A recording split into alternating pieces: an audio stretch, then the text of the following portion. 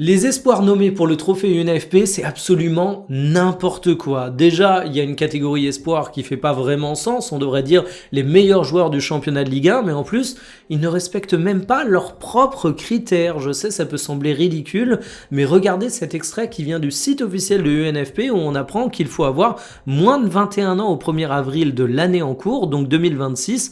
João Neves, il a 21 ans depuis septembre 2025, donc il n'a pas moins de 21 ans. Barco, le Strasbourgeois, aussi a 21 ans depuis juillet. Alors le site, il indique encore la date de mai 2025 pour la cérémonie, donc il s'agirait peut-être de mettre à jour le règlement, mais sauf si je suis passé à côté de quelque chose, ce sont des joueurs qui ont 21 ans, donc pas moins de 21 ans, donc qui ne devraient pas être dans les nommés pour le trophée UNFP.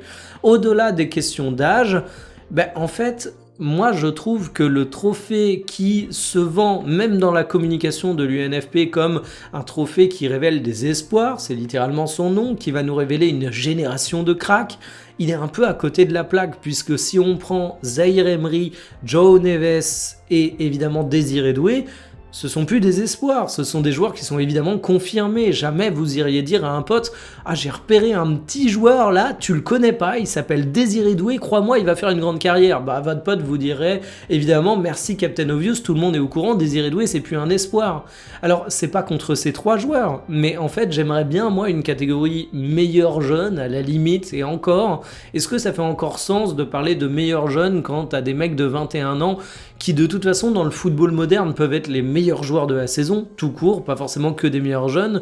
Moi, j'aimerais davantage un vrai trophée meilleur espoir où tu trouves des règles pour exclure des joueurs qui sont déjà ultra confirmés. Parce que je le redis, ces Parisiens ne sont pas des espoirs. Ce sont des cracks, mais des cracks confirmés.